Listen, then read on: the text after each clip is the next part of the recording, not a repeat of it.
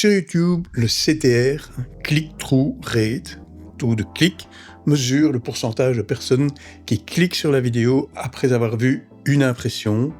Dans YouTube Analytics, une impression, c'est l'affichage quelque part à l'écran de la miniature et du titre de la vidéo. La formule pour calculer le taux de clic, je la donne à titre informatif, mais il ne faut absolument pas la retenir puisque c'est un calcul qui s'affiche déjà fait dans YouTube Analytics. Le taux de clic est égal au nombre de clics divisé par le nombre d'impressions fois 100. Exemple, si la miniature apparaît 1000 fois sur la page d'accueil, dans les suggestions, dans les résultats de recherche, et que 100 personnes cliquent dessus, eh bien, le taux de clic est de 10%. C'est important parce qu'un bon taux de clic signifie que la miniature et le titre attirent l'attention, que les personnes qui voient la miniature cliquent dessus et commencent à regarder la vidéo. Et c'est important parce que dès que quelqu'un commence à regarder une vidéo, l'algorithme peut commencer à accumuler des données par rapport à cette vidéo. Est-ce qu'ils la regardent jusqu'au bout ou bien est-ce qu'ils font tout de suite marche arrière pour aller regarder une autre vidéo? Est-ce que les gens interagissent, mettent des j'aime, posent des questions en commentaire, ils s'abonnent? Bref, même si la vidéo est présente sur YouTube, aux yeux de l'algorithme, elle n'existe que à partir du moment où quelqu'un clique sur la vidéo et commence à la regarder. Le taux de clic mesure l'attractivité de la vidéo par rapport aux autres vidéos qui se trouvent sur le même écran à ce moment-là. Le taux de clic ne mesure pas la qualité de la vidéo après le clic, mais bien l'efficacité avec laquelle la vidéo attire les gens avant même qu'ils n'aient commencé à la regarder.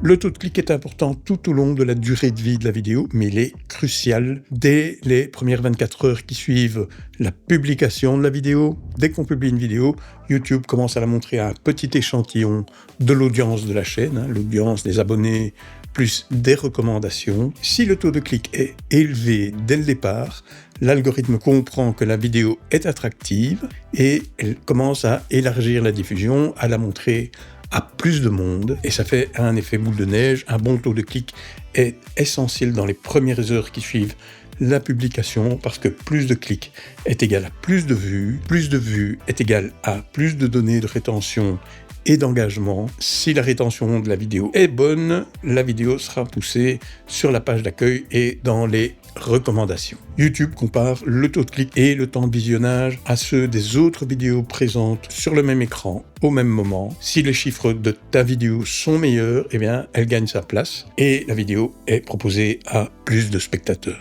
Alors, qu'est-ce qu'un bon taux de clic? Eh bien, un taux de clic qui ne dépasse pas 2%, c'est pas bon. Il faut modifier le titre ou la miniature, ou les deux, de la vidéo.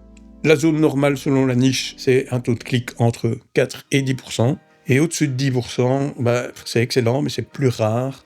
Ça concerne surtout des vidéos qui viennent d'être uploadées ou bien des vidéos qui concernent une audience assez restreinte. Attention, un taux de clic élevé, mais une durée de visionnage restreinte va nuire à la vidéo.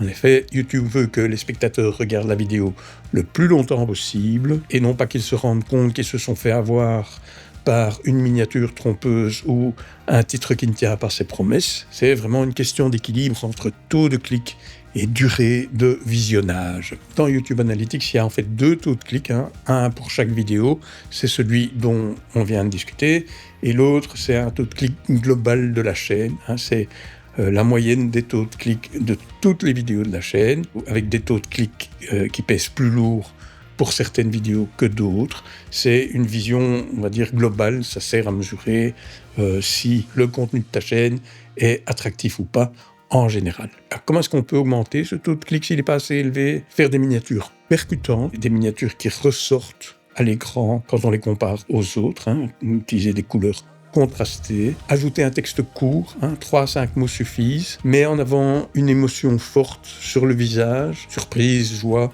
choc. Imagine que ta miniature, c'est l'affiche de cinéma de ta vidéo. Trouve un titre accrocheur, éventuellement sous forme de question dont la réponse ou la solution se trouve dans la vidéo. Utilise des mots-clés recherchés pour le référencement, le SEO de la vidéo. Bref, créer de la curiosité sans tomber dans le piège à clic frustrant. Garde une cohérence entre le titre et la miniature. Le titre et la miniature doivent se compléter, pas se répéter. On dit souvent que la miniature attire l'œil et le titre confirme la promesse. Ensuite, dans YouTube Analytics, tu peux voir quelles vidéos ont les meilleurs taux de clics et essayer de comprendre pourquoi, pour répéter sur les autres vidéos. Change une miniature ou un titre qui stagne et utilise YouTube Analytics, comme on vient de le voir, pour observer si le taux de clic augmente. Utilise l'A/B test si tu as déjà accès à ça. Maintenant, il y a moyen aussi de tester le titre. Selon les sources qui amènent le plus de trafic sur tes vidéos, adapte le packaging de ta vidéo en conséquence. Par exemple, dans les recherches, le titre est plus important. Dans les recommandations, c'est la miniature qui joue un rôle énorme dans le taux de clic. En règle générale, vise un taux de clic entre 5 et 10%. En dessous, ta vidéo va avoir du mal à émerger.